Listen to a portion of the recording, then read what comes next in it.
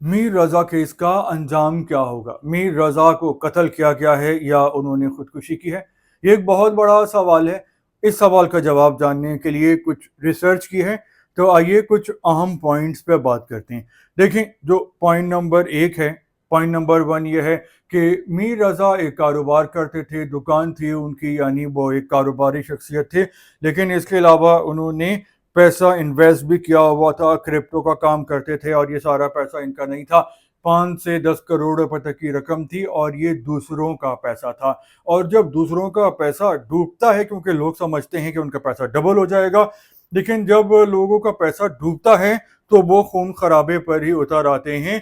तो इस केस में इनका कत्ल होने का इम्कान बिल्कुल मौजूद है। ये है पॉइंट नंबर वन। जो पॉइंट नंबर टू है, अगर हम उनकी टाइमलाइन को देखें तो उसमें ऐसा लग रहा है कि वो बहुत ही मायूस थे और उन पे प्रेशर था। अब वो प्रेशर फाइनेंशियल प्रेशर भी था, उनको पैसा चाहिए था, और प्रेशर उस पे लोगों का भी था, क्योंकि लोगों का उन्होंने पैसा वापस करना था। अब हम पॉइंट्स टू पॉइंट्स बात करते हैं। देखें, इनका मर्डर हुआ है 28 जुलाई के अलग सुबह। 27 जुलाई से हम इनकी टाइमलाइन देखें, शाम 5:54 पे मीर रजा ने शारा फैसल पर अहमद राजा नामी साहब से एक मुलाकात की, जिसका मकसद था इन्वेस्टमेंट। और मीर रजा साहब ने ये बताया कि वो माहाना तकरीबन 1 करोड़ रुपए तक कमा लेते हैं। और जिस अमाउंट पर वो कन्विंस कर रहे थे राजा साहब को, तो वो तकरीबन 80 लाख रुपए का एक अमाउंट था। लेकिन उन्होंने, राजा साहब ने इन्वेस्टमेंट नहीं की, कंफर्म नहीं की। उन्होंने कहा मैं सोच के बताऊंगा।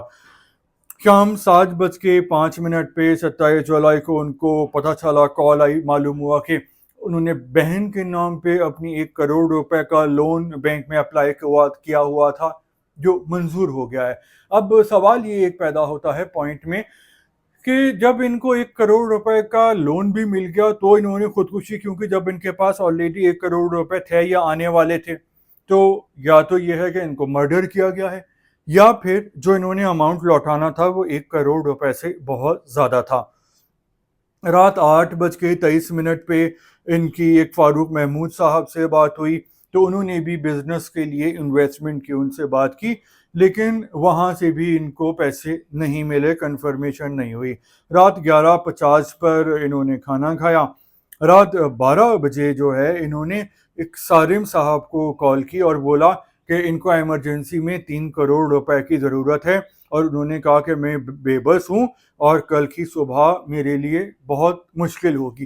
तो यहाँ भी देखें, दो ही रास्ते जा रहे हैं कि सुबह उसके लिए मुश्किल होगी, कि क्या उन्होंने कुछ ऐसे लोगों का सामना करना है कि जिनको उन्होंने पैसे देने हैं और वो उनके साथ बहुत बुरा बर्ताव कर सकते हैं, या फिर उन्होंने मोहलत रखी हुई थी अपने माइंड में कि मुझे इस डेट तक पैसे जमा करने हैं, नहीं कर सका तो मैं लूज़र हूँ और मैं फिर ज़िंदगी ख़त्म कर लूँगा। फिर 3:10 पर उनकी मंगेतर हैं, तो उन्होंने बहुत सारी कॉल्स मैसेज किए, लेकिन इन्होंने जो है जवाब नहीं दिया। और उससे पहले 2:42 पे इन्होंने अपने सोशल मीडिया अकाउंट्स भी बंद कर दिए। क्यों बंद कर दिए? क्या ये किसी से छुपना चाह रहे थे, या इन्होंने खुदकुशी का फैसला कर लिया था? तो यहाँ भी दोनों दोनों बातें हो सकती हैं। खुदकुशी वाली जो बात है वो भी यहाँ पे काफ़ी वजनी महसूस होती है।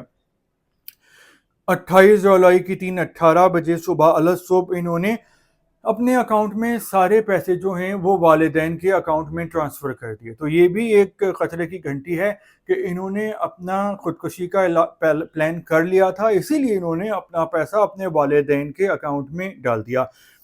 28 जुलाई की सुबह 3:42 पे ये दुकान पे पहुंचे, अपनी सिक्योरिटी गार्ड का पिस्तौल लिया।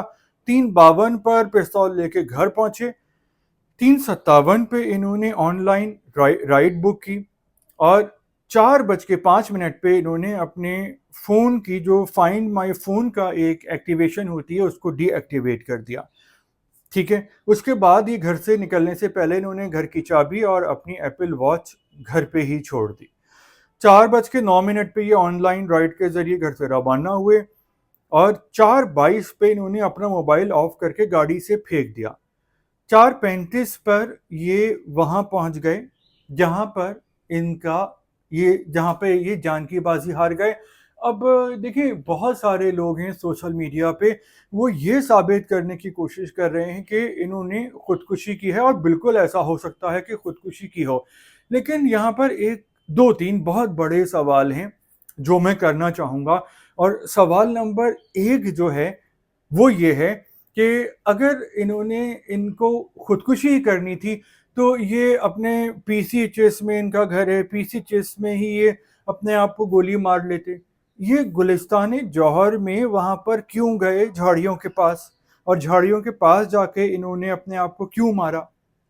ایک سوال یہ ہے کہ جو کہ بہت بڑا ہے، اس کا جواب جاننا ضروری ہے جس سے کیس حل ہو جائے گا. جو دوسرا پوائنٹ ہے وہ یہ ہے کہ میر رضا کو کچھ لوگوں کے پیسے واپس کرنے تھے. یہ معلوم ہونا بہت ضروری ہے کہ کون لوگ ہیں جن کے انہوں نے پیسے واپس کرنے تھے. کیا ایسا تو نہیں ہے کہ پیسے یہ واپس کرنے میں ناکام رہے تو ان لوگوں نے غصے میں آ کے جذباتی ہو کے بدلہ لینے کے لیے کہ ان کے پیسے نہیں مل رہے یا پیسے ڈوب گئے ہیں تو انہوں نے میر رضا کو دوسرے جہاں میں پہنچا دیا؟ دوسرا پوائنٹ یہ ہے. اور تیسرا سوال یہ ہے کہ یہ جو میڈیکل رپورٹ ہے یہ پہلے کچھ اور آئی، اور پھر ڈاکٹر سمیہ صاحبہ نے دوبارہ ایگزامینیشن کی تو میڈیکل رپورٹ کچھ اور آئی، اور اس میں یہ چیز شو ہو رہی ہے کہ ان پہ تشدد کیا گیا، ان کے اوپر تیزاب پلایا گیا، تیزاب پھینکا گیا، اور ان کی کنپٹی پہ پیچھے گولی ماری گئی جو کہ آگے سے نکلی. تو اگر انہوں نے خودکشی کرنی تھی تو وہ یہاں گولی مار لیتے، یہاں مار لیتے دل پہ، انہوں نے یوں کر کے جو ہے وہ گولی کیوں ماری؟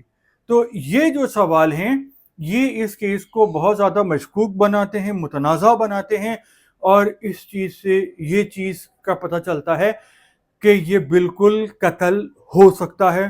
کیونکہ جو پاکستان میں دنیا بھر میں پیسوں کا معاملہ ہوتا ہے، لوگ جب لالچ میں آ کے انویسٹمنٹ کرتے ہیں بھی سمجھتے ہیں ان کا پیسہ ڈبل ہو جائے گا، لوگ اپنے گھر بھیج دیتے ہیں، جمع پونجی لگا دیتے ہیں، اور جب وہ پیسہ ڈوب جاتا ہے تو ان کو یقین نہیں آتا اور پھر وہ باولے ہو جاتے ہیں، وہ آپس سے باہر ہو جاتے ہیں، اور پھر بات مار پیٹ تک چلی جاتی ہے اور جان بھی پھر لوگوں کی چلی جاتی ہے.